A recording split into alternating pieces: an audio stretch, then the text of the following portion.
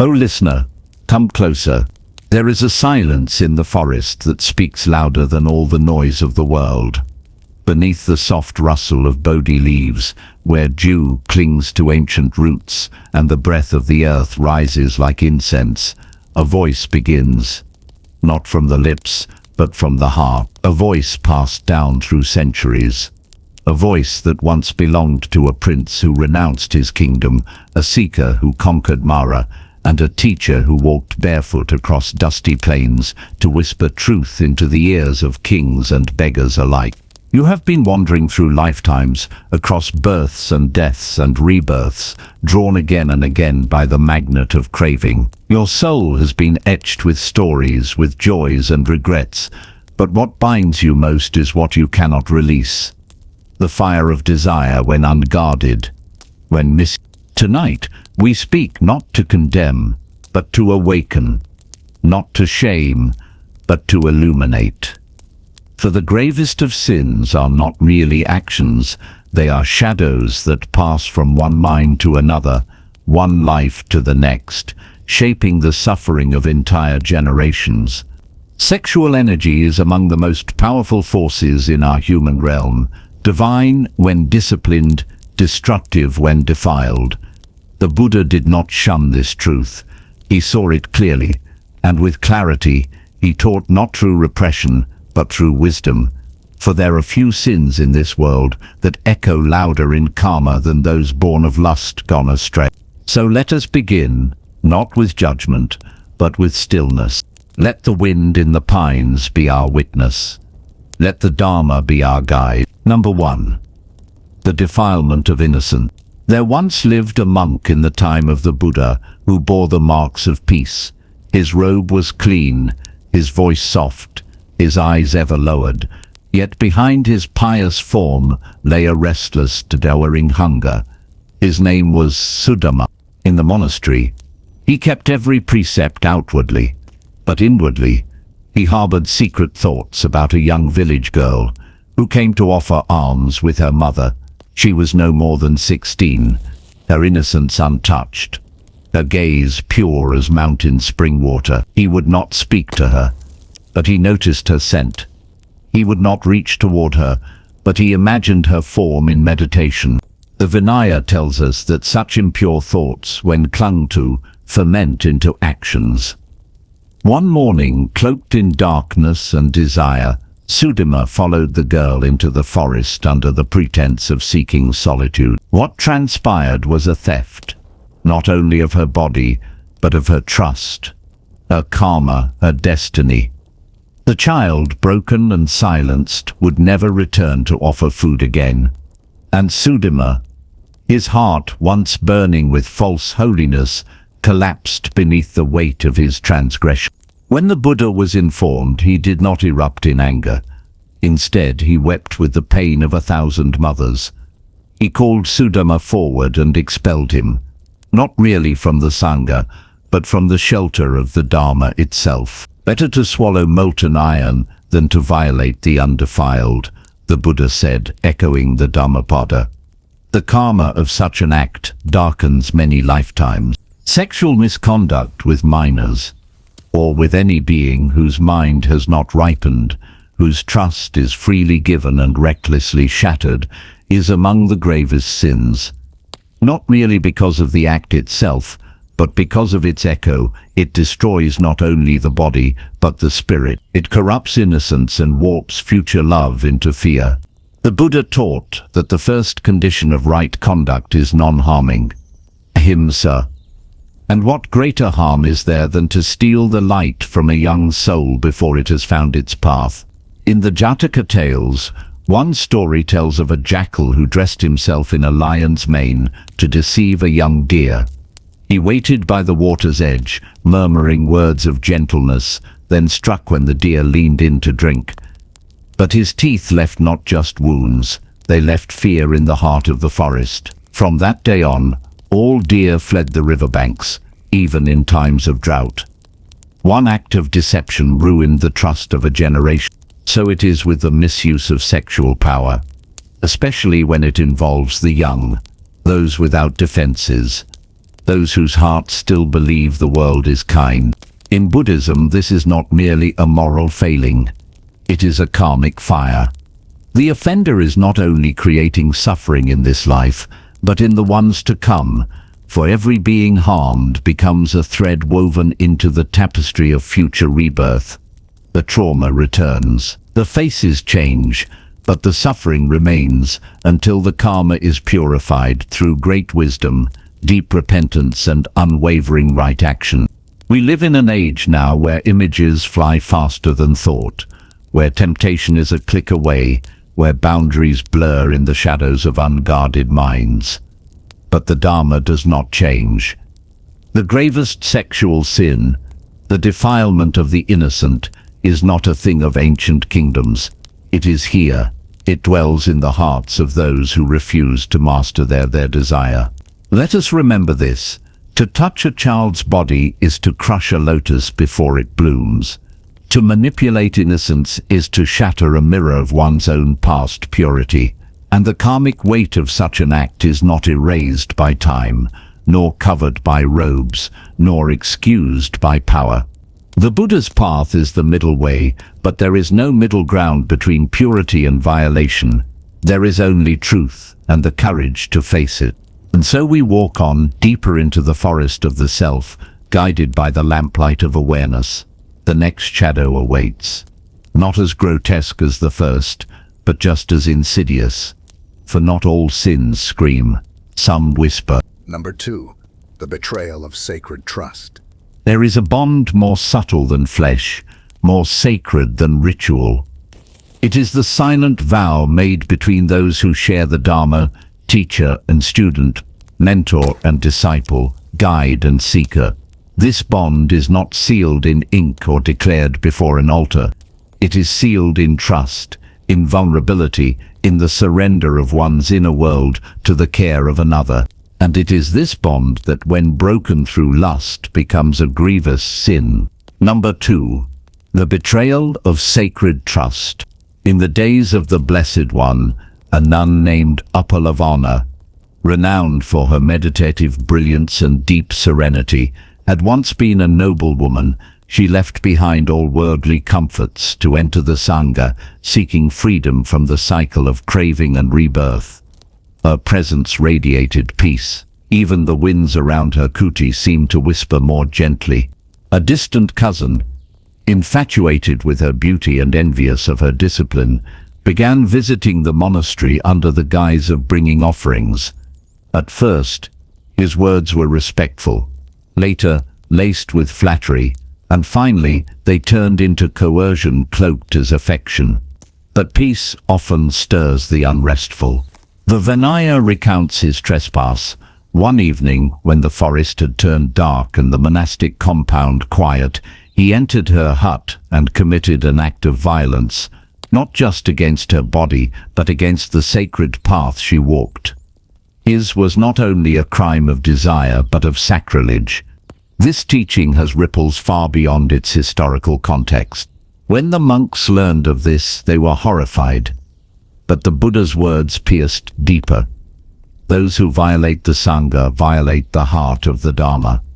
He declared that the abuse of a monastic, one who has taken refuge and given up the householder life, is no ordinary misconduct. It corrupts the very soil in which the Dharma is planted.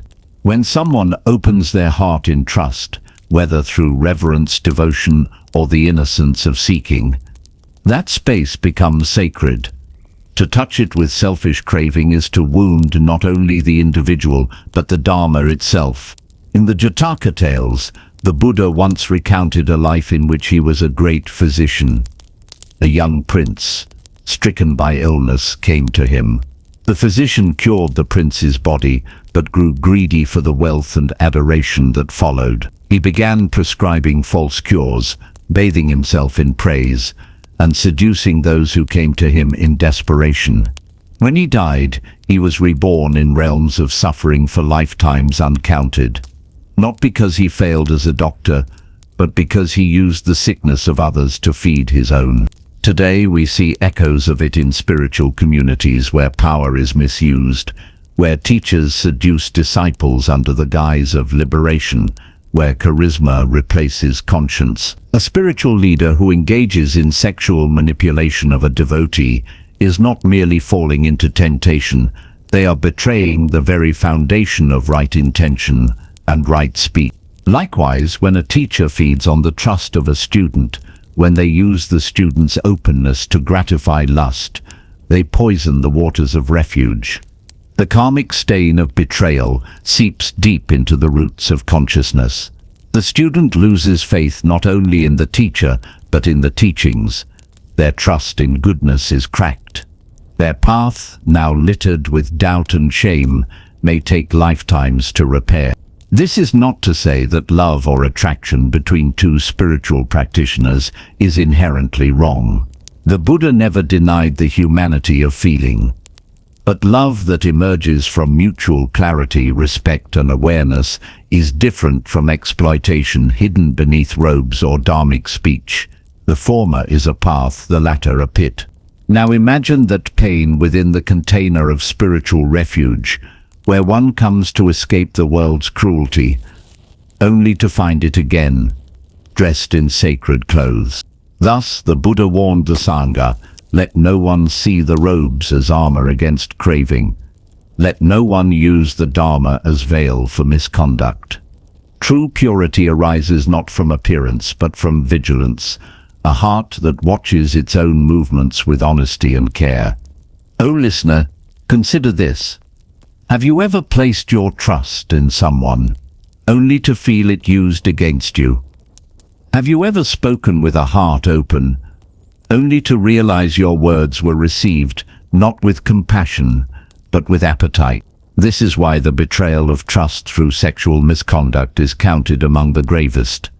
It is not just the body that is touched, it is the refuge that is defiled. To those who have been victims of such betrayal, the Buddha's voice echoes through time. You are not the impure one. The purity of your seeking still shines. Let no false teacher dim the light of your awakening. To those who hold positions of guidance, know this: your power is not your own. It is a mantle you wear for the sake of others. Should you misuse it, the fall is not only yours. You drag others with you. The forest whispers again now, and the wind carries us forward toward a darker grove. For there is another sin, more subtle still, yet no less grave.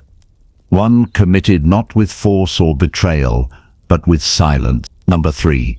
The sin of silent complicity. There is a kind of sin that creeps not through action but through inaction. It does not scream. It does not strike. It merely watches and turns away. Among the gravest offenses in the eyes of the Dharma is not always what we do, but what we allow to happen in our presence, within our awareness, beneath our silence. Imagine the stillness of a monastery at dusk, the sound of wooden bells echoing over wet leaves, the soft chants of monks dissolving into mist. Yet behind the sanctuary of its walls a servant girl brings water each day, eyes downcast, body bruised by unseen hands. The head monk, revered and austere, knows. He hears the muffled cries. He sees the fear, but he speaks not. In the ancient Vinaya, it is said that a monk who knowingly allows harm to occur within the Sangha, who witnesses sexual misconduct and remains silent, is as karmically bound as the one who commits the act. For in his silence, he creates the conditions for harm to continue. In his quiet, he offers permission. The Buddha once told the story of a wise elephant who saw a snake slither into a bird's nest and consume the eggs. The bird wept. "Why did you not warn me?" it asked the elephant. The elephant, ashamed, replied, "It was not my nest," the bird answered. "And now it never will be, for you have allowed death to breed beneath your shadow." So it is when spiritual communities protect their own image rather than the truth. When families hide abuse to preserve appearances. When neighbors pretend not to hear. When we allow "it's not my business" to outweigh "this is not right." The third gravest sexual sin is this: complicity.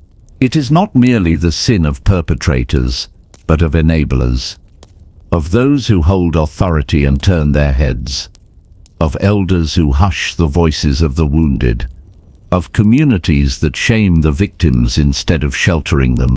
Karma does not distinguish between the hand that strikes and the eye that watches with indifference. Both are seeds. Both bear fruit. In the Buddha's time, a lay follower named Visakha came before him, troubled. She had learned that a powerful merchant, who generously donated to the Sangha, had a reputation for keeping young servant girls for his pleasure. Others knew, even some monks, but no one spoke. "I fear I will lose my standing," she confessed. "But if I remain silent, I lose my soul." The Buddha did not hesitate.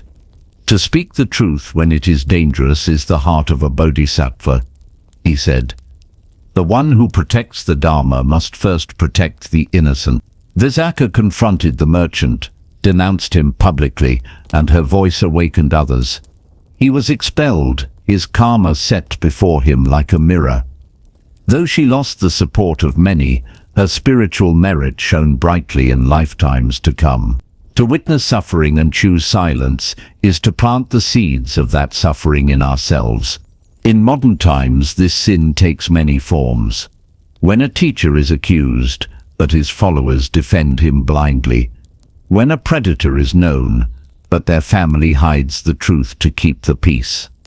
When institutions bury reports, suppress voices, or manipulate narratives to preserve reputation. These are not unfortunate lapses, they are active chains in the wheel of suffering. O listener, reflect deeply. Have you ever known of a wrongdoing not through rumor, but through the trembling truth of someone's voice, and done nothing? Have you ever offered sympathy but not protection? Have you ever chosen peace over justice? If so, do not drown in guilt, but do not look away. See it clearly. Karma is not fixed. It is fluid.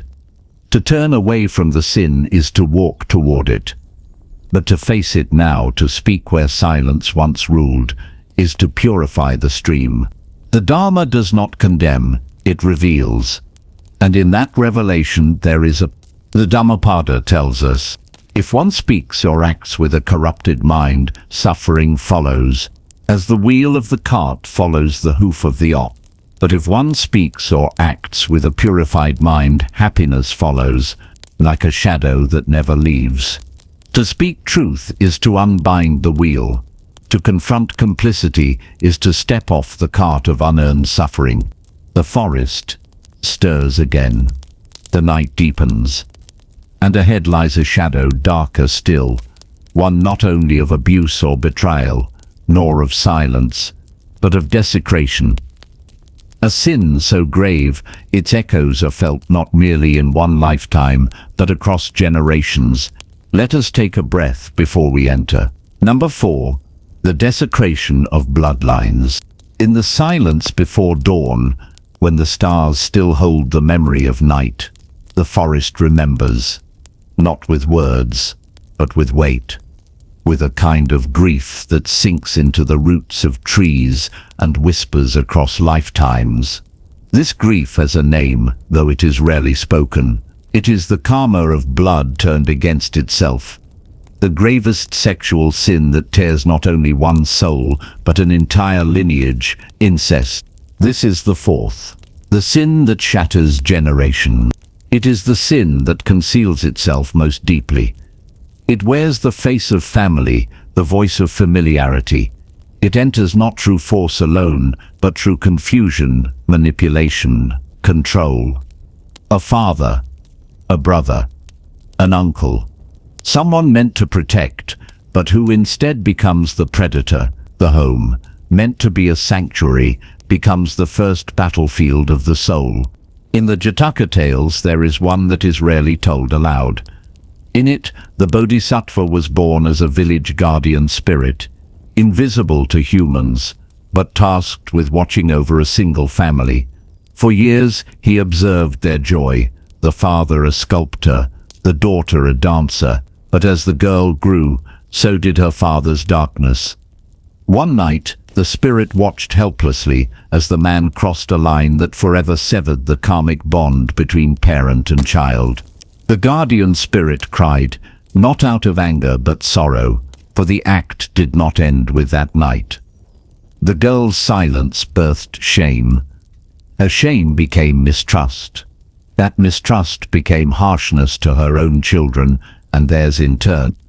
The spirit saw generations of pain unfold from one man's moment of poisoned desire. The story ends not with revenge, but with karma. The father is reborn again and again as a mute beast, unable to speak, unable to ask for forgiveness.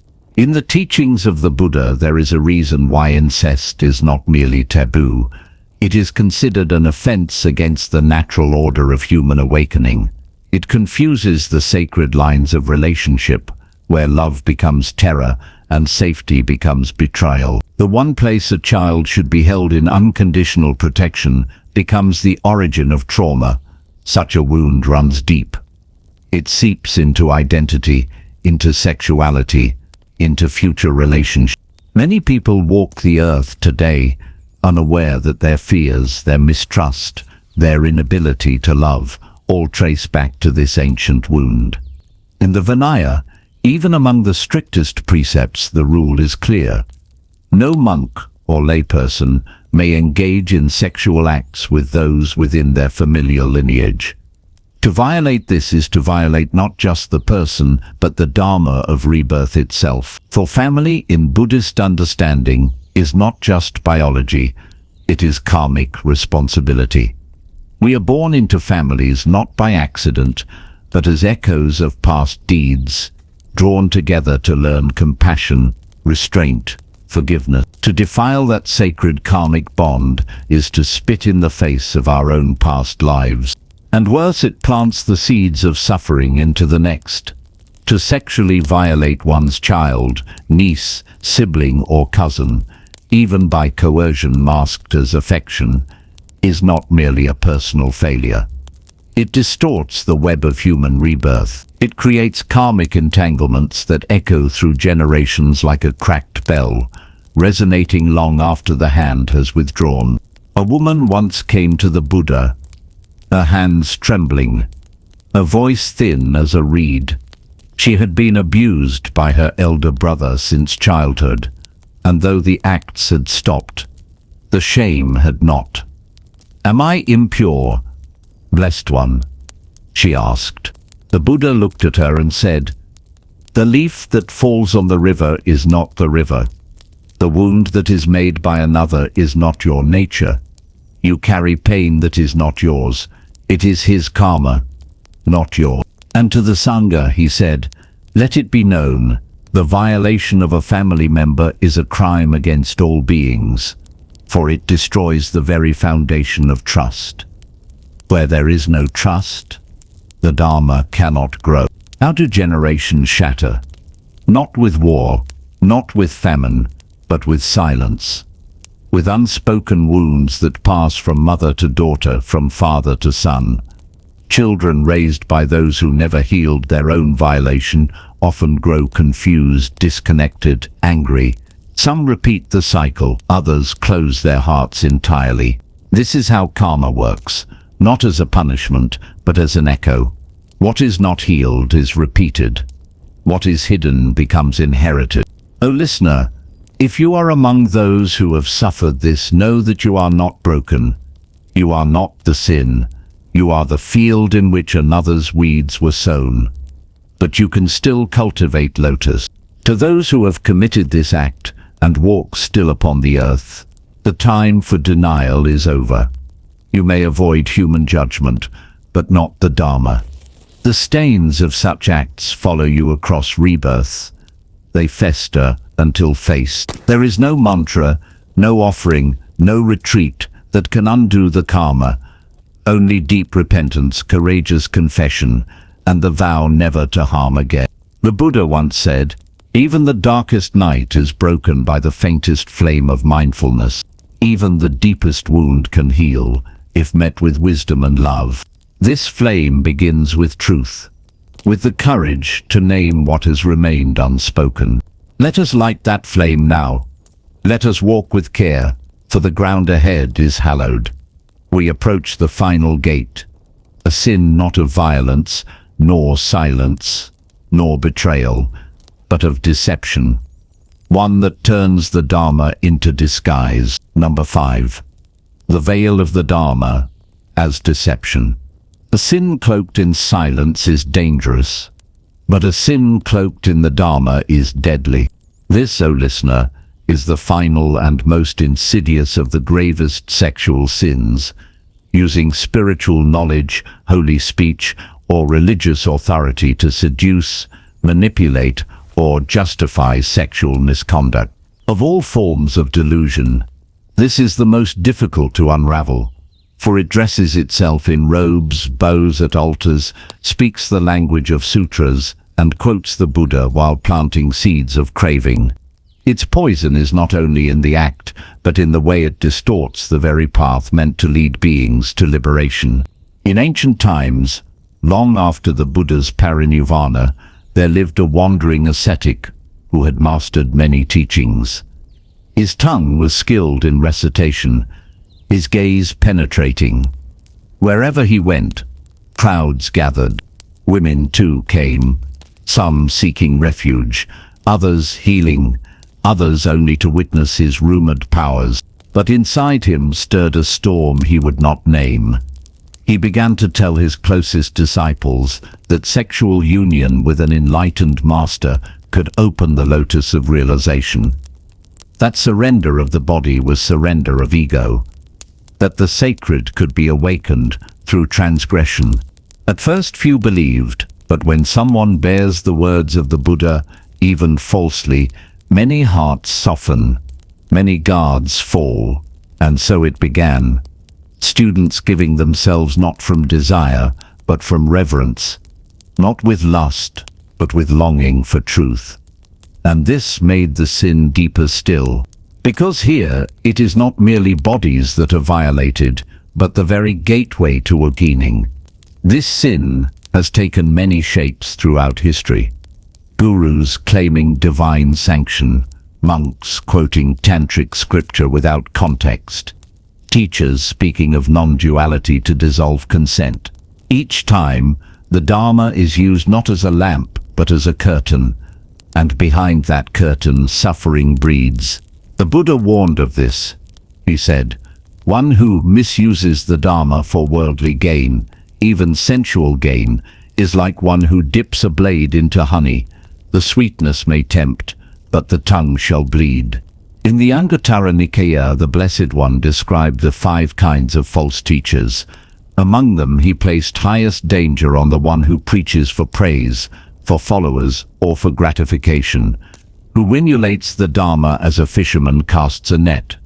The words are beautiful, the voice calming, but the intention corrupt. This is the karma of deception. Unlike brute sin, it leaves no bruises. Unlike betrayal, it wears no guilt. But its impact is no less severe, for it confuses the path itself. The victim walks away not only harmed, but spiritually lost. They question the Dharma. They question truth. Some abandon the path entirely. Can there be a greater theft? In the Jataka Tales, the Bodhisattva once took birth as a parrot. A false holy man arrived in the forest, claiming powers of prophecy. Animals gathered to listen. He told the doe to give Viv her fawn so he might bless it. He told the tigress to offer her milk. All complied, thinking it noble, but the parrot watched, unmoved. When the man reached for a sparrow's nest, the parrot struck with beak and claw. "Truth does not demand flesh," he cried. "Where there is coercion, there is no Dharma." For this, the gods blessed the parrot and cursed the deceiver to wander blind in his next life, unable to find even his own shadow. We must speak clearly now. If you are a teacher and you find yourself tempted by a student's devotion, do not blur the lines. Do not dress desire as Dharma. Sit with the fire. Let it burn within, not outward. transmute it into deeper compassion. This is the practice. If you are a student and your teacher speaks of enlightenment through intimacy, pause, breathe, question. The true path asks for your awareness, not your body. The Buddha taught liberation through insight, not through surrender of flesh to another. The gravest karmic deception lies not in lust alone, but in using the Dharma as bait. This karma is heavy not because the act is more violent, but because it turns seekers away from the very light that could heal them. A wounded body may heal, but a wounded faith, that can take lifetimes. And yet, even this karma is not eternal. Because the Dharma is not a law to crush, but a mirror to reveal. If you have sinned in this way, there is still a path, but it is steep and narrow. It begins with full confession, with giving up your title, with ceasing to teach until your own mind is purified. The Sangha was meant to be a vessel of refuge, not a stage for craving. To restore it, the ego must die, pride must die, and from that death, the Dharma may be reborn in you. If you are one who has been misled, know this. The sin was never yours. The Buddha never asked for submission. He never sanctified seduction. His Dharma is a river of clarity, and no false teacher can muddy it forever. Let the words of the Dhammapada rise like dawn over the mist. Not by birth does one become noble, but by deeds, by truth, by restraint, by wisdom. We end here, as we began, beneath the Bodhi tree with the rustle of leaves and the breath of awakening. You have walked with us through the 5 gravest shadows of sexual karma, the defilement of innocence, the betrayal of sacred trust, the sin of silent complicity, the desecration of bloodlines, and the Dharma used as a veil for lust. Each is heavy, each echoes. But know this, even the deepest karma can be transformed. How? Through truth, through restraint, through loving kindness, through the Noble Eightfold Path, through choosing in each moment not to harm. The Buddha never condemned, he illuminated. He offered the way out of suffering, not just for monks, but for all beings. Let this be your vow tonight, to guard your body, to protect others, to speak against harm, to live in truth. You were not born to suffer endlessly in cycles of desire. You were born to awaken, and that awakening begins right now.